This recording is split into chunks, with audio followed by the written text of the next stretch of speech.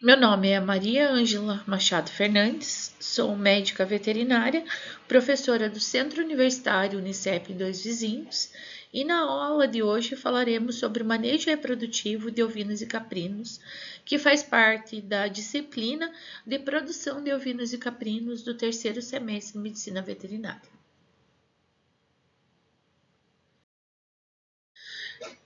Então, qual a importância de falar do manejo reprodutivo para essas espécies?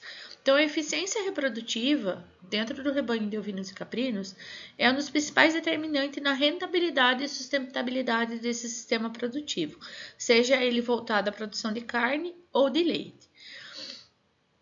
Qual que é o impacto do manejo reprodutivo? Ele vai determinar o número de cordeiros e cabritos que serão produzidos e no caso da produção de leite, ele vai determinar uma nova lactação da fêmea. E, consequentemente, quanto mais leite produz dentro desse sistema de produção de leite, ou mais cordeiros e cabritos eu produzo para que eu venda essas carcaças, maior vai ser a lucratividade do meu sistema. Então, a nossa aula está dividida na primeira parte na anatomia e fisiologia do macho, anatomia e fisiologia da fêmea, seleção de reprodutores e matrizes dentro de rebanhos ovinos e caprinos. Na segunda parte, vamos estar discutindo o ciclo estral dessas espécies, o manejo na estação de monta e as biotecnologias reprodutivas que podem ser utilizadas para aumentar a eficiência reprodutiva dessas espécies. Então, iniciando na anatomia e fisiologia do macho. Então, o aparelho genital masculino dos ovinos e caprinos, ele é composto por órgãos pares, que são os testículos, que vão estar dentro da bolsa escrotal, e o epidídimo, que ele é formado pela cabeça do epidídimo, que está diretamente correlacionada com o testículo, o corpo do testículo, o corpo do epidídimo e a cabeça e a cauda, do epidídimo.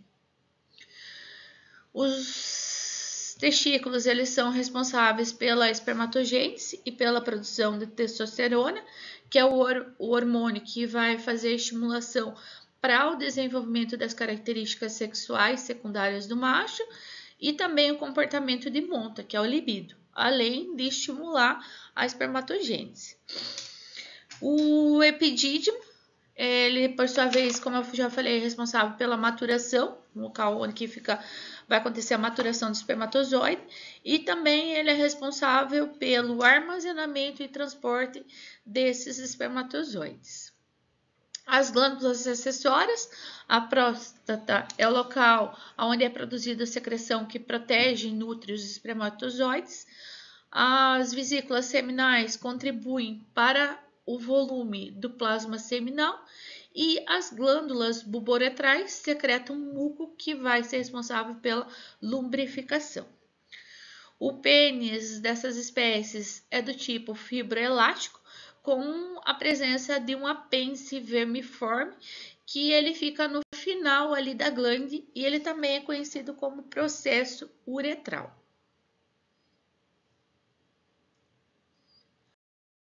Outra característica que vai estar presente no aparelho reprodutivo dos machos da espécie ovina e caprina é a presença desse SPNA, que ele permite a esterilização do pênis durante a cópula, mas devido à presença dessa flexura sigmoide, ocorre muitas vezes a obstrução no macho, porque cálculos vesiculares eles acabam parando nessa região. O apêndice vermiforme, também conhecido como processo uretral, que ele se encontra no final da glande do macho, também é um local muito comum de obstrução pelos cálculos. E no caso dos animais jovens, ele está aderido à glande e a partir de aproximadamente 4 meses ele vai ficar dessa forma como a gente pode observar aqui nessa figura. Durante a ejaculação, ele vai fazer movimentos que vai espalhar o sêmen dentro da vagina da fêmea. Então, a função do testículo, ela está diretamente correlacionada com o início da puberdade no macho, conforme há um aumento de tamanho testicular, há um aumento na secreção de testosterona que vai estimular a espermatogênese e também o comportamento do macho. Nós falamos que o macho ele entrou na puberdade quando ele inicia a esterilização do pênis e a presença de espermatozoides no ejaculado. Vários fatores podem interferir na idade de puberdade ao macho, está correlacionada principalmente com o peso vivo, a época do ano e também o tipo de parto, se é um parto simples ou gemelar. Animais mais pesados e de parto simples, eles tendem a entrar em puberdade antes que os machos de parto duplo. Então, a puberdade ela pode ser definida como a puberdade fisiológica, quando acontece, como eu falei para vocês, o início da esterilização do pênis e a presença de espermatozoides no ejaculado, que isso vai ser em torno de 4, 5, 6 meses, e quando o macho ele apresenta em torno de 40 a 50% do peso vivo. Agora, a puberdade exotécnica, que nós falamos quando o macho ele está maduro sexualmente para ser utilizado como reprodutor, ele deve ter mais ou menos 70% do peso vivo da raça adulta. Então, se for, por exemplo, o macho da espécie ele tem em torno aí de 70 quilos, pelo menos ele deve estar com 50 quilos para estar entrando em reprodução. E em relação à idade, mais ou menos 1 ano e meio é que ele vai ter uma adequada concentração de espermatozoides no ejaculado. Considerando que a partir dos 4 ou 5 meses, os machos eles já iniciam a puberdade, apesar de não ter uma concentração tão alta de espermatozoides, eles podem começar a montar nas fêmeas e é possível que ocorra a fecundação. Então, por isso que caso os cordeiros ou cabritos eles não sejam castrados, eles devem ser separados das fêmeas antes dessa idade.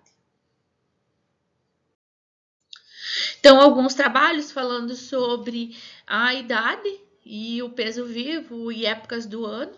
Então, esse trabalho de Alves, 2006, ele comparou a estação de nascimento, que está no grupo, a idade e o peso dos animais. Então, a idade dos animais, ela variou entre 163 dias até 230 dias.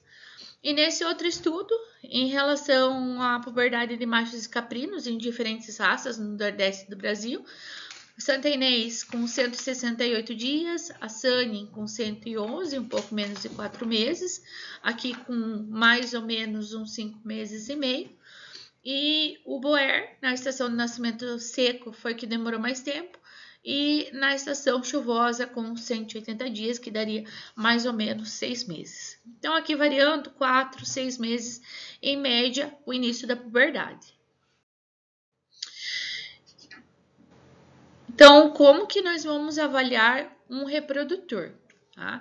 Então, vamos fazer várias avaliações em relação à parte exterior do aparelho reprodutivo do macho, em relação aos testículos, bolsa escrotal, o pênis, a glande, mas precisamos também incluir na avaliação do reprodutor o exame andrológico. Então, no exame andrológico, existem várias técnicas de coleta de sêmen. Pode ser utilização de um eletroejaculador ou o uso de fêmeas, que são conhecidas como manequim. E nós vamos estar analisando o aspecto morfológico, o volume de sêmen e a concentração espermática. Então, em relação às características do sêmen, dos carneiros e dos bodes, existem pequenas diferenças entre as espécies. Então, em relação ao carneiro, a coloração é leitosa, cremosa, o volume ele varia de 0,5 a 2 ml e a concentração de 3,5 a 6 bilhões por ml. Em relação aos machos da espécie caprina, que são os bodes, a coloração é de acinzentada amarelada, o volume de 0,5 a 1,2 e a concentração ela varia de 2,5 a 5 bilhões por ml. Então, quais são as características importantes que nós devemos estar avaliando quando vamos fazer a seleção de um bom reprodutor? Então, lembrando que o reprodutor, ele é, entre o macho e a fêmea, o que vai deixar o maior número de descendentes. Então, é muito mais fácil você melhorar a genética do teu rebanho com o uso de um reprodutor bom, porque ele deixa vários descendentes, do que apenas uma ou duas fêmeas. Então, o que nós vamos selecionar? Em relação aos testículos, eles devem ser simétricos, ovoides, firmes e devem estar presentes na bolsa escrotal. Ou seja, não devemos utilizar machos monorquida, que só tem um testículo dentro da bolsa escrotal, ou criptorquida, que não tem nenhum testículo dentro da bolsa escrotal. O animal deve estar isento de alterações penianas ou prepuciais, que podem interferir no momento da cópula. Deve ter integridade escrotal, ou seja, ausência de bernes, carrapato, miases, lesões no escroto, que podem alterar testículo e também a termorregulação. Deve apresentar um bom libido, que ele está diretamente correlacionado com a produção de testosterona. Então, nessa imagem, podemos observar a avaliação dos testículos, observando se eles são simétricos, estão presentes dentro da bolsa escrotal, se eles são firmes, se eles são simétricos, ou seja, eles têm o mesmo tamanho. E a realização das medidas testiculares, que eu já vou estar mostrando para vocês. Então, aqui a avaliação, é preciso palpar, observar a integridade e também o aspecto desse testículo e morfologia. Então, as medidas que vamos estar realizando com o auxílio de uma fita é a circunferência escrotal, o comprimento de cada um dos testículos, a largura do testículo e também aqui na lateral a espessura testicular. Essas medidas eu vou ensinar vocês a fazerem lá na prática. O que vocês vão fazer com essa? Então, vocês vão buscar, para cada espécie e raça, existem medidas e também conforme a idade que deve ser apresentada pelo macho. O ideal, independente da raça, quando ele atingir a idade adulta, o testículo ele deve ter próximo a 30 centímetros. Então, tem uma variação, claro, conforme a idade. Aqui a gente já vê um macho santenês com 28 meses, ou seja, 4 anos, com 28,6, que é o que eu falei para vocês, próximo a 30 centímetros. Aqui, com 10 meses, 32. Então, aqui as medidas, né, de testículo. Aqui, avaliando a palpação. Por palpação, né, simetria, consistência e também avaliação do pênis após esterilização para ver se não tem nenhuma deformidade ou alteração. Não é desejável que os animais eles tenham assimetria de testículo, conforme podemos observar nessas imagens. Aqui também podemos observar um aumento do volume do epidídimo, que pode indicar doenças ou alterações testiculares que vão comprometer a produção e maturação dos espermatozoides. Bolsa escrotal muito pendulosa, ela pode indicar um problema na manutenção, na termorregulação dos testículos, porque pode comprometer também como consequência a qualidade desse sêmen. A ausência de testículos em bolsa escrotal, que seriam os criptorquidas, ou a presença de apenas um testículo dentro da bolsa escrotal, que indica um animal monorquida. Algumas dessas características, como o criptorquidismo, o monorquidismo, são características hereditárias. Então, esses machos eles não devem ser utilizados para reprodução. Nessa imagem podemos observar que esse testículo ele está atrofiado, né? Então hipoplasia de um ou dos dois testículos compromete a qualidade do sêmen e também quando tiver hiperplasia também não é adequado utilizar esse macho para reprodução. Além disso, devemos observar as condições sanitárias, né? Se esse animal ele não possui doenças que podem ser transmitidas para dentro do nosso rebanho, por exemplo, o ectima contagioso, linfadenite caseosa, a CAI, que é artrite encefalite caprina, brucelose bovina ou, por exemplo, ectoparasitas. Não deve apresentar defeitos congênitos, então, em relação à mandíbula, retrognata, prognata, presença de hérnias umbilicais, defeitos de aprumos, que além de serem hereditários, podem comprometer a monta desse animal. Apresentar bons cascos ou aprumos, como eu falei para vocês, pela questão da monta, e também em relação ao prumo, é uma característica herdável, então ele vai transmitir essa característica para o rebanho. Não apresentar anormalidades nos órgãos sexuais e ter uma adequada qualidade do sêmen. Então, não adianta eu observar todas as características acima, ser um macho que não apresenta defeitos, apresenta características da raça, mas eu não faço análise do sêmen e depois eu tenho uma baixa taxa de prenhez no meu rebanho, porque esse animal ele tem algum defeito no sêmen.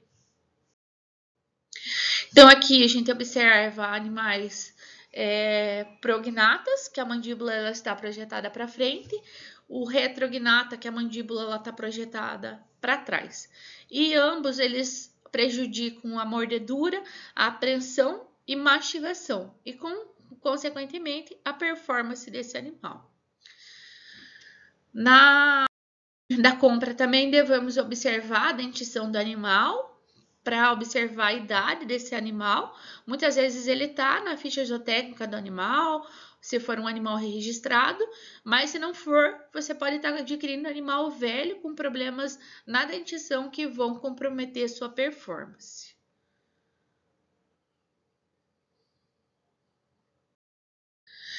Em relação à anatomia e fisiologia da fêmea, então, os órgãos genitais femininos, eles são compostos na parte externa pela vulva, na parte interna a vagina, a cervix, o útero e os ovários. E a gente também pode estar considerando, né, o úbere, que faz parte aí do órgão responsável pela produção de leite, pela produção do colostro e desenvolvimento do cordeiro e cabrito, que é o úbere, que é um órgão também muito importante da gente estar avaliando na aquisição de fêmeas ou durante a seleção de fêmeas do nosso rebanho.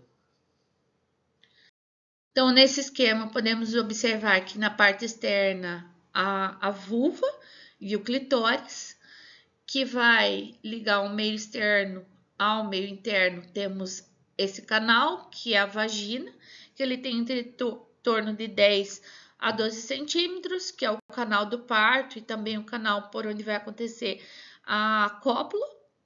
Logo à frente existe a cervix e que liga o meio externo ao meio interno.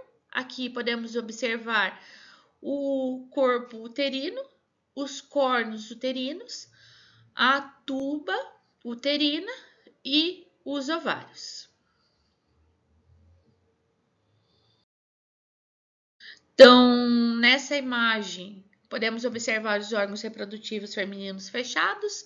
Na parte externa, observa-se a vulva, o canal do parto, que é a vagina.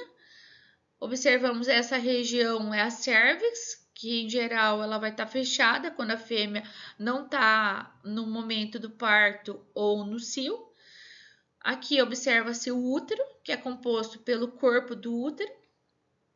Os cornos uterinos, que são em 2, cada corno uterino ele vai ter uma tuba uterina que vai chegar até a região do ovário.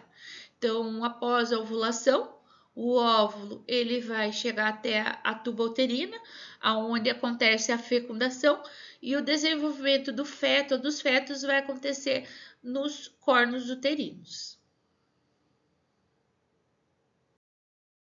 O útero da fêmea na espécie ovina e caprina é do tipo bicórnio, ou seja, ele é formado por 2 cornos uterinos, que é o local onde vai acontecer o desenvolvimento do feto, como eu falei para vocês.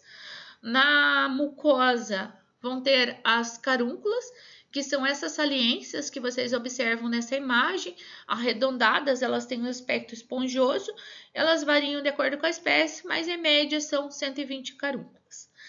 Essas carúnculas maternas, elas vão ficar aderidas ao cotilédone fetal que está localizado na placenta e vai ser a região onde que ocorrem as trocas gasosas e de nutrientes entre a mãe e o feto. E essa ligação entre carúnculas maternas presentes no útero e os cotilédones fetais presentes na placenta vão dar origem ao placentoma.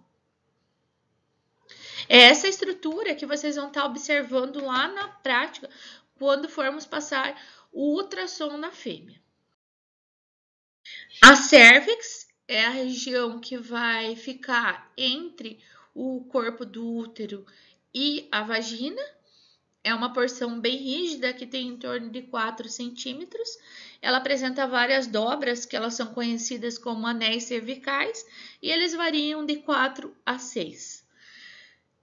Nessa região vai se formar o tampão cervical, que é um muco cristalino, que ele vai estar presente durante a gestação e vai impedir a entrada de micro-organismos. Então, nessas imagens podemos observar a cérvix em pequenos ruminantes, aqui a cérvix de caprinos e aqui a cérvix de ovelhas. Então, observe essa estrutura que muitas vezes acaba dificultando a inseminação artificial, principalmente em ovinos, devido ao formato dessa cérvix, que dificulta a passagem da pipeta para que ocorra a deposição do sêmen dentro do corpo do útero.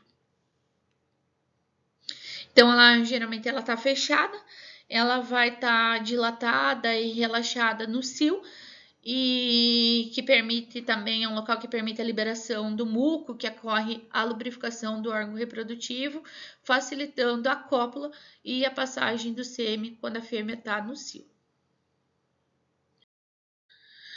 Então, nessa imagem, a gente pode observar a presença do tampão cervical, um muco cristalino, que quando começa a ter o relaxamento da cérvix ali no pré-parto, vai ter a eliminação desse muco, que em geral ele indica eminência de parto.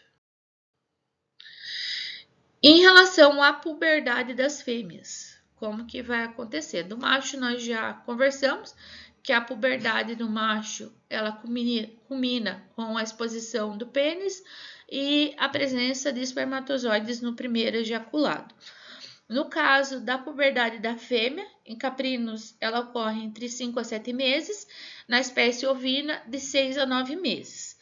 Então, o início da puberdade ele culmina com o primeiro estro, com uma ovulação, que marca o início da função reprodutiva da fêmea. No entanto, o indicado é que as fêmeas elas estejam no mínimo 70% do peso adulto para iniciar a cobertura. Então, vários fatores eles podem influenciar no início da puberdade da fêmea. Geralmente, ele está correlacionado com o peso vivo e a idade da fêmea, que pode variar conforme a raça, a nutrição e o estado do ano. Principalmente a estação do ano, ela tem maior influência nas raças que são mais estacionais, principalmente aí as raças lanadas.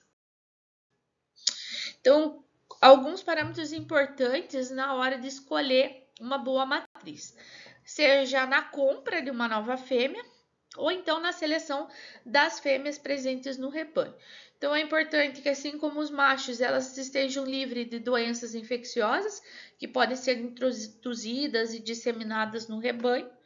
Deve apresentar boas características raciais e não devem ter defeitos de aprumos.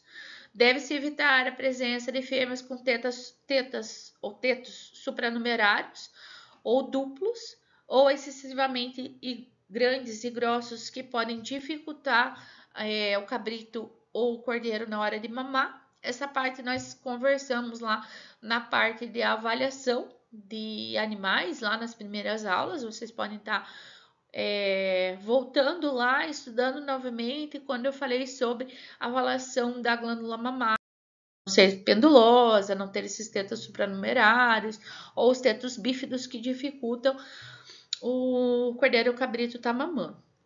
O Uber ele deve estar bem inserido e sem alterações.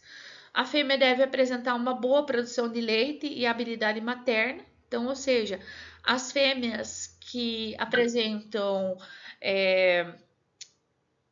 mastite, alteração de consistência, lesões em tetos, tetos cegos, tetos bífidos, elas devem ser descartadas do rebanho, porque isso pode comprometer a ingestão de leite e colostro da cria e, consequentemente, comprometer o desenvolvimento desse cordeiro cabrito. Deve apresentar gestações e partos normais e boa fertilidade e prolificidade. Ou seja, aquelas fêmeas que têm muito problema de parto, tiveram que passar por cesárea, têm problemas como, por exemplo, prolapso de cérvix, que nós vamos estar conversando para frente, elas devem ser descartadas do rebanho e serem substituídas por novas fêmeas. Então, nessa primeira aula de manejo reprodutivo, eu vou finalizar aqui e na semana que vem nós vamos conversar sobre o ciclo estral e a manipulação do ciclo estral das fêmeas ovinas e caprinas.